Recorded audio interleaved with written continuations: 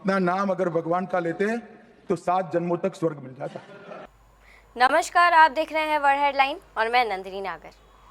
कल गृह मंत्री अमित शाह अपने भाषण में कहते कहते कुछ ऐसा कह गए जो उन पर ही भारी पड़ गया।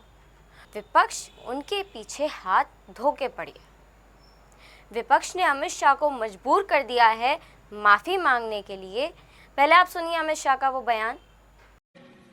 अभी एक फैशन हो गया है, आम्बेडकर आम्बेडकर आम्बेडकर आम्बेडकर आम्बेडकर आम्बेडकर। इतना नाम अगर भगवान का लेते तो 7 जन्मों तक स्वर्ग मिल जाता। तो जैसा कि आपने सुना कि कैसे अमित शाह भीमराव अंबेडकर जी का नाम लेने के लिए उनके नाम को फैशन बता रहे हैं और कह रहे हैं कि अगर इतना ही भगवान का नाम लिया होता तो 7 जन्मों का स्वर्ग मिल गया होता। इस मामले पर कांग्रेस की राष्ट्रीय अध्यक्ष मल्लिकार्जुन खड़गे जी ने आज सदन में अपना मत रखा। देखिए साहब, हम कोई नया मुद्दा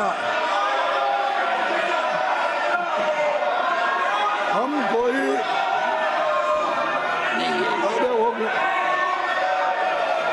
sir, leader of the house sir हम कोई नया मुद्दा लेके नहीं आए। जो मुद्दा यहाँ पर अमित शाह ने उठाकर डिस्कशन में वो लाए थे, उन्होंने ये कहा था कि अंबेडकर का इतना आप लोग उठ के बोलते हो, अगर यही उनका मजाक उड़ाया आपने 100 बार, अगर ऐसी नहीं अगर ऐसा ही भगवान का नाम अगर लेते तो 7 जन्म में आप स्वर्ग को जाते, ये उनका कहना था। इसीलिए इन्होंने बाबा साहब अंबेडकर का अपमान किया, संविधान का अपमान किया। महोदय जी, खड़गे जी फिर से मिसलीड कर रहे हैं हाउस को।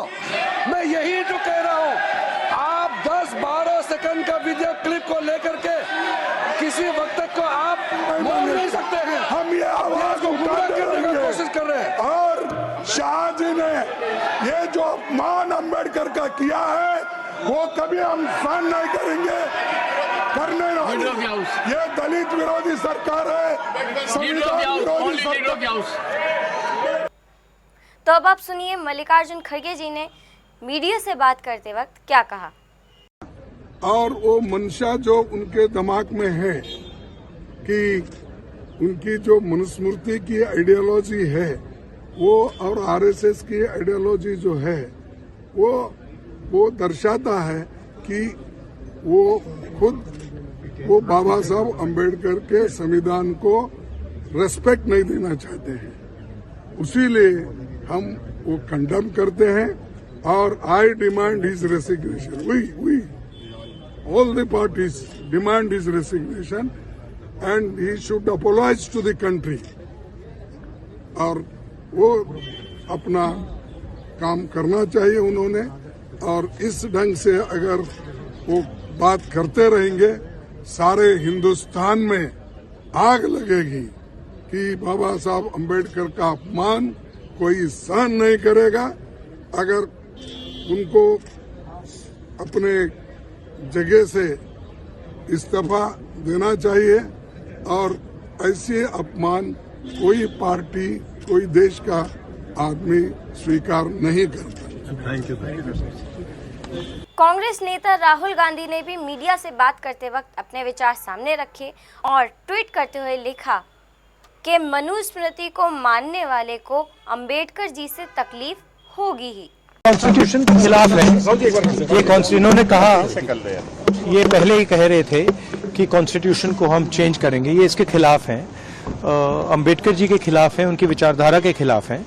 इनका पूरा का पूरा काम अंबेडकर जी ने जो किया और जो कॉन्स्टिट्यूशन है उसको खत्म करने का है। क्या तो पूरा देश जानता है क्या मांग करते हैं। इस मामले पर कुमारी शैलजा ने भी ट्वीट करते हुए लिखा है, अमित शाह जी ने सदन में बाबा साहेब अंबेडकर जी का अपमान किया है। हमारे लिए संविधान ग्रंथ से कम नहीं है और बाबा साहेब भगवान से कम नहीं है, इसलिए गृह मंत्री पूरे देश से माफी मांगे।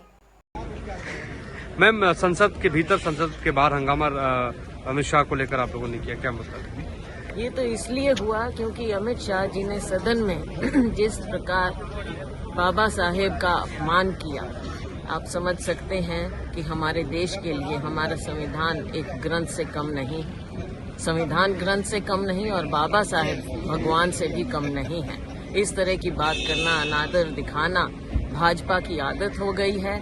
जब उनको जरूरत होती है बाबा साहेब का नाम लेते हैं, चुनाव में इस्तेमाल करते हैं और ऐसे सदन में पूरी दुनिया के सामने उनका अपमान करते हैं। हमारी मांग है, हमारी डिमांड है कि गृह मंत्री बाबा साहेब के नाम पर जो टिप्पणी की है उन्हें वापस लें और पूरे देश के सामने खेद प्रकट करें और माफी मांगें। तेजस्वी यादव का बयान भी सामने आया है और उन्होंने कहा है, भाजपाई कान खोलकर सुन लें, बाबा साहेब अंबेडकर हमारे फैशन भी हैं, पैशन भी हैं, इम्प्रेशन भी हैं।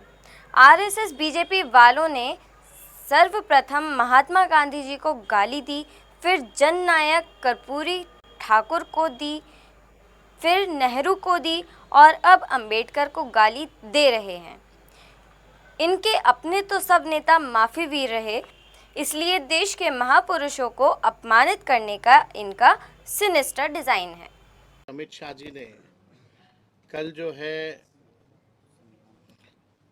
बाबा साहब अंबेडकर को लेकर के जो राज्यसभा में, पार्लियामेंट में उन्होंने बोला, इसकी हम घोर निंदा करते हैं। पहले यही भाजपा के लोग, आरएसएस के लोग गांधी जी को गाली देते थे, कर्पूरी जी को गाली देते थे, अब नेहरू जी को गाली दे रहे हैं और अब अंबेडकर जी को गाली देने का काम कर रहे हैं। इन आरएसएस और भाजपा के पास कोई महापुरुष तो है नहीं, आज़ादी में इनका कोई योगदान तो रहा नहीं, केवल नफरत फैलाना, भाई को भाई से लड़ाना, यही काम में लगे रहते हैं लोग। अब चाहते हैं जो महापुरुष हैं उनके नाम को जो है बदनाम किया जाए, तो इसका हम लोग कड़ा विरोध हम लोग जो है पूरी तरीके से करते हैं। बाबा साहब अंबेडकर हम लोगों के फैशन भी है, पैशन भी है, मोटिवेशन भी है। बाबा साहब अंबेडकर, तो किसी भी कीमत पर बाबा साहब अंबेडकर का हम लोग जो है अपमान जो है झेलने वाले नहीं है। और हम सब लोग मिलकर के जो है, कल भी हमने ट्वीट करके अपने बात को जो है सभी के सामने जो है हम लोगों ने रखा है। तो भाजपा के लोगों की मानसिकता ये दिखाती है।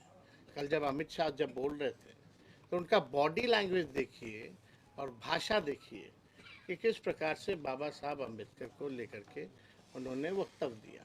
उन 17 सेकंड में ही बातें स्पष्ट हो जाती हैं कि इन लोगों की मानसिकता क्या है।